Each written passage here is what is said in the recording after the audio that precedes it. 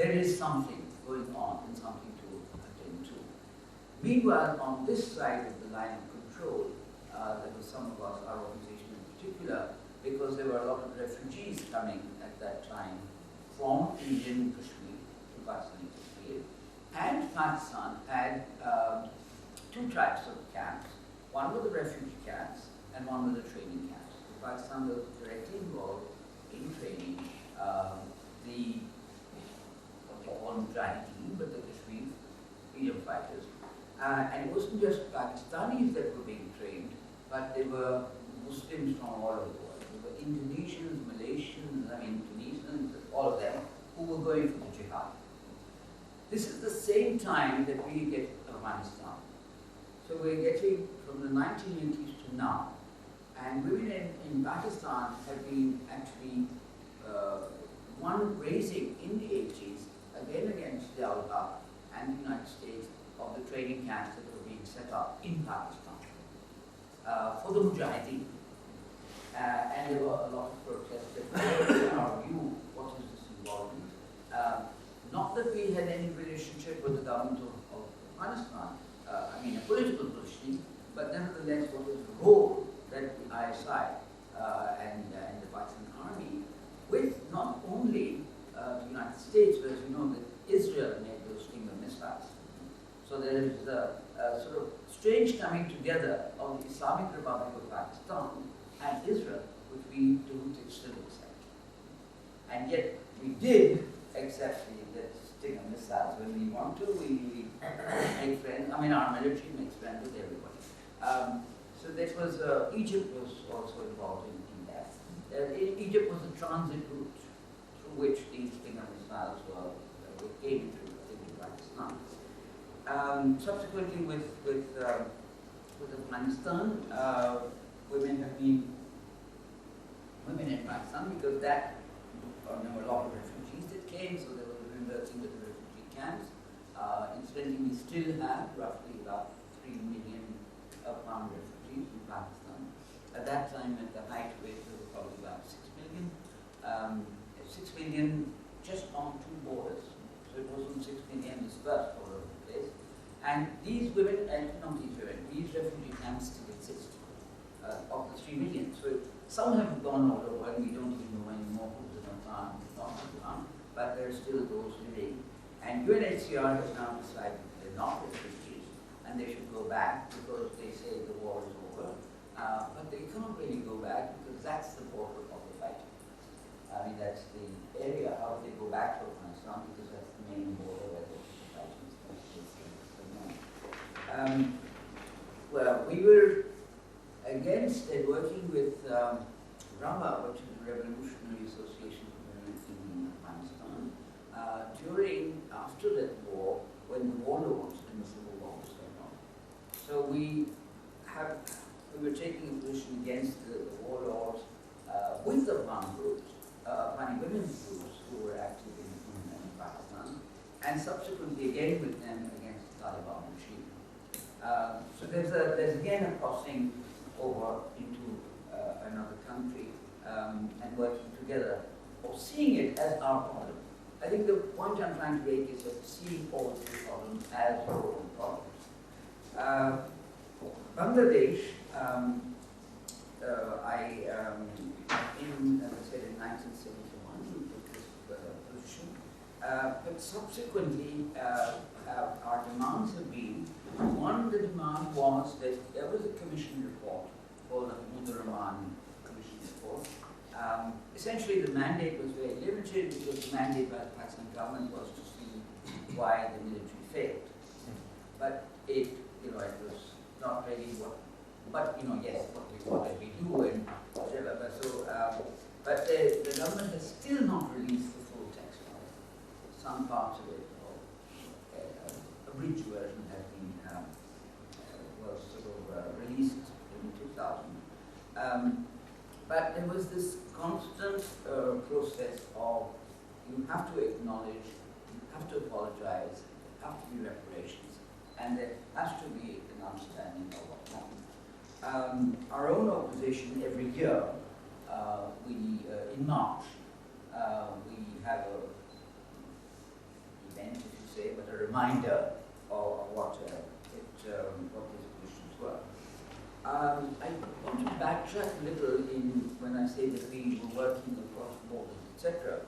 In 1989, we came together, by now it was a much larger group. We came together in Bangalore, and we produced what is called the South Asian Feminist Declaration. In that, I do want to read out bits of it, because some of our discussion even in the last 2 years, the 2 days, covers, and so you can see that how things have not changed and that we're still struggling with the same areas. What I have tried to emphasize here is that we start by saying we are a group of women from different countries, Bangladesh, India, Pakistan, and Sri Lanka. We share a common South Asian identity. And while being involved at different levels in our own countries, we have links across. These links have strengthened us, etc. Our analysis is that we are divided by national identity, even though our countries, far from being homogeneous nations with inherently different social, cultural, and economic conditions, share some similarities. The South Asian region has been a mosaic, a pentimento, through which we can see layers of history in which alignments and realignments occur, where people move from one part of the region to the other, mixing, mingling, and internalizing different cultures. These alignments and movements were ones of both conflict and peaceful migration, but they built structures in which there were similarities and linkages created through kinship, caste, community structures. Each country today internally reflects these structures. Each country also reflects the richness and the diversity of the other, of countries in the region. We said, going on to this, that we share a common legacy of colonialism. These 4 countries, not others, were two. And we struggle for a just society, etc. We as women, and here we're emphasizing the role of women, we share the experience of being subject to control through predominantly patriarchal structures and religions, family law, and institutions. Since we are also faced with the onslaught of capitalism and imperialism in the post-independence period, we find it increasing with the restrictions on our space and access to resources and destruction of our traditional skills and knowledge systems. Something we will continue to say. We go on to say that women and other marginalized communities, we have been subjected to increasing levels of violence by the state, the community, and the family. So the state for us has always been part of our narrative, has always been part of our critique. We sort of going into some details. These similarities that we talk about and internal diversities, however, are denied by the centralizing and homogenizing actions of the state in each country. Some countries in the region project a monolithic Islamic or Hindu nation, often defined in opposition to their neighbors. Pakistan and Bangladesh are now theocratic states. This was already in 1989. We were saying that this is happening in Bangladesh as well. Sri Lanka is virtually a singular Buddhist state, and India is increasingly identified as a Hindu state. Relations between the countries are determined by national security interests. India and Pakistan have had 3 wars and numerous border clashes in the last 40 years. Periodically, there are hostile exchanges, and on each side, claims of false patriotism, xenophobia, and chauvinism are aroused. Such an imagery feeds into traumatic memories of partition and resurrects the fear of either Hindu or Muslim domination, further widening the gulf between the 2 countries. India ships police across the waters of the Indian Ocean, and the threat of superpowers is used to justify India's intervention in Sri Lanka. The Tamils in the north and eastern provinces of Sri Lanka and the Tamil plantation workers imported by colonialism are viewed in Sri Lanka as a third column. The majority of singular population suffers from a conflict in the presence of the millions of Tamils across the sea. So they're not just seeing the threat of the north of Sri Lanka, they saw it in the larger context.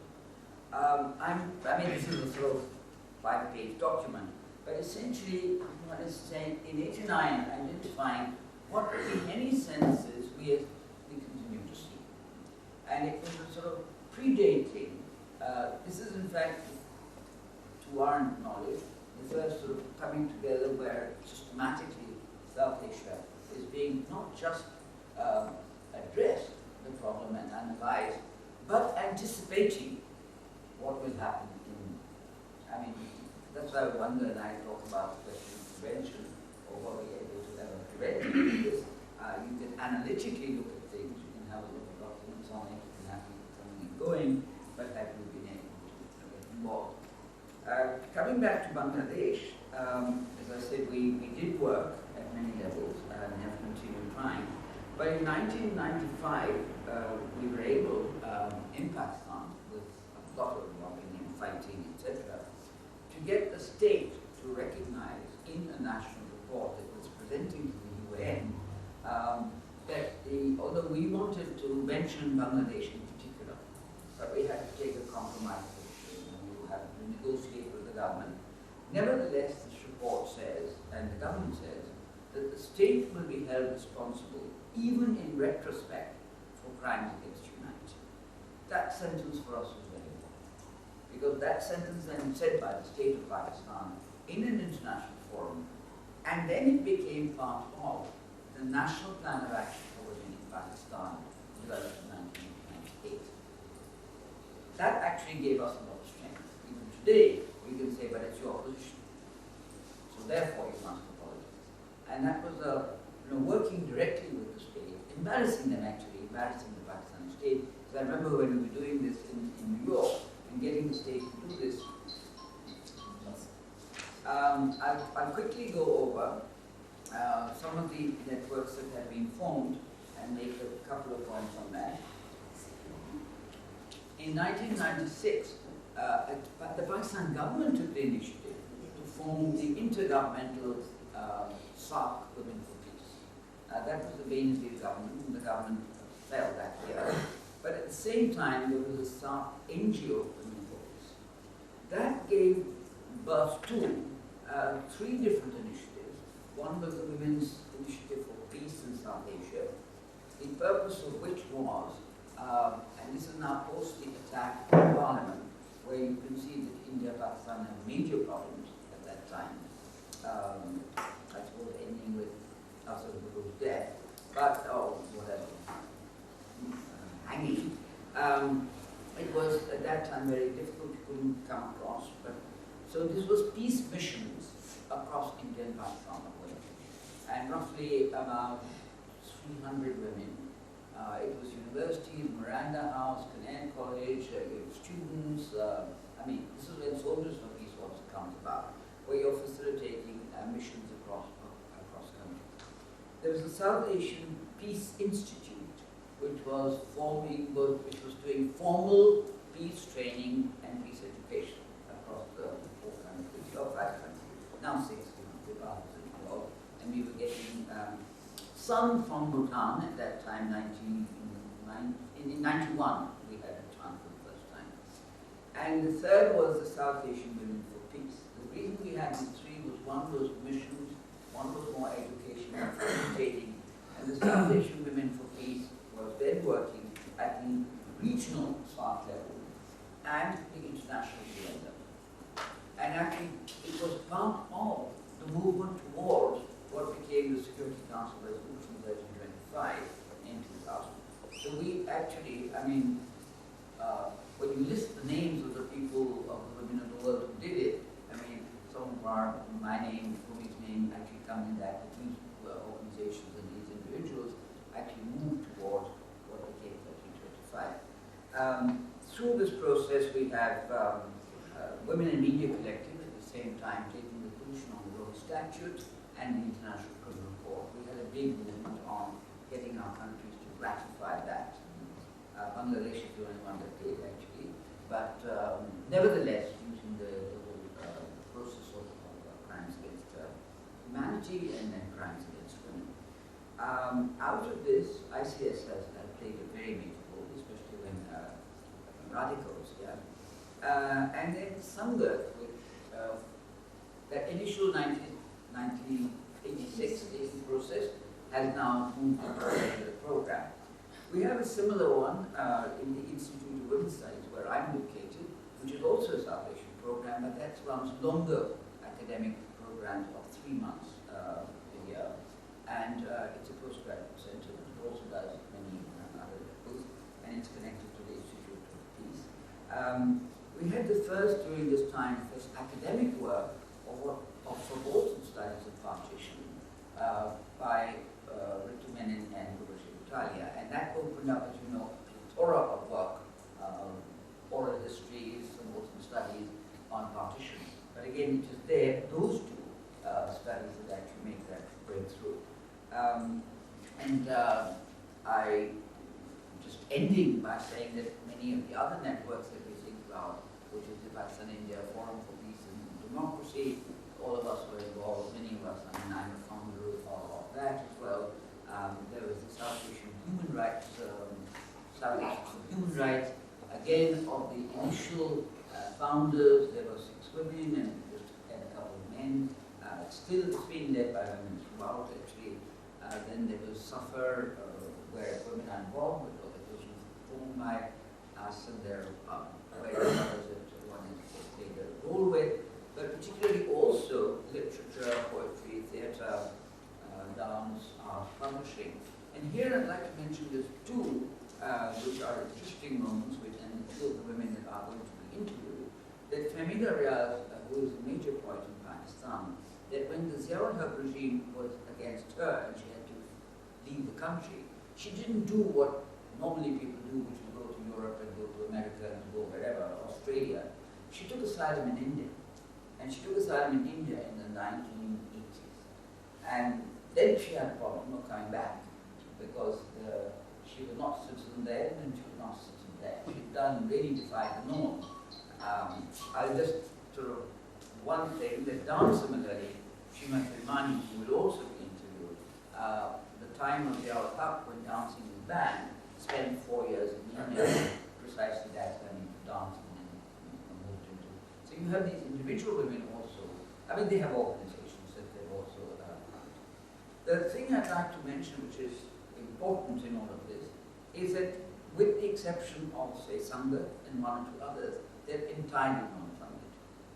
And it has been, some activities may get funded, like the ISS program may get funded, or certain course may get funded, but a lot of the coming together has been, and I forgot to mention here, that when the IPKF was here, we were very involved in missions to Jaffna.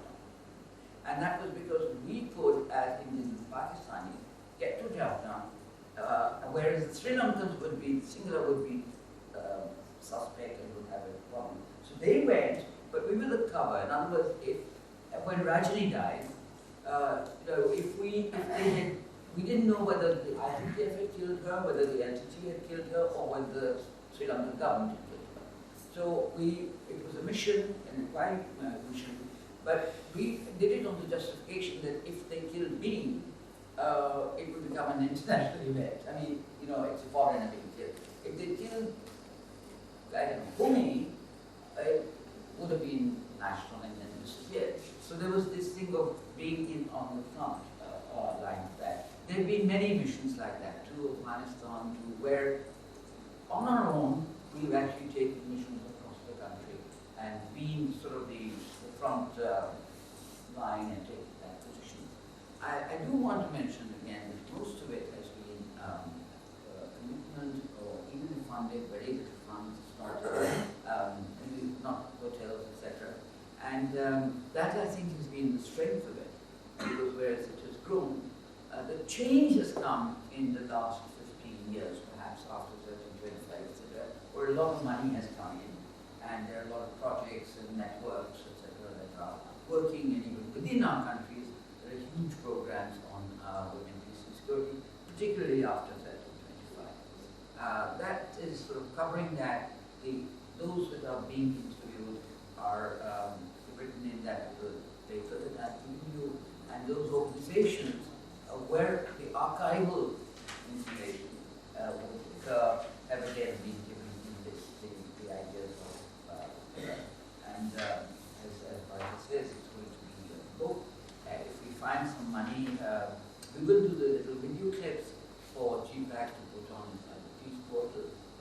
hoping if we get a little bit of money, we were talking about yesterday, that these interviews could form a sort of DVD which might be put in the sleeve of the itself, because it makes about